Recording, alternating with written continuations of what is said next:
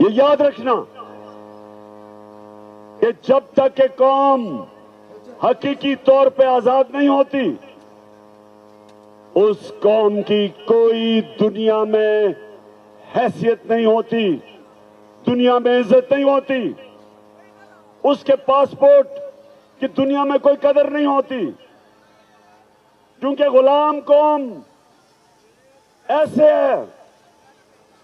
جیسے مولانا رومی نے کہا تھا انسانوں کو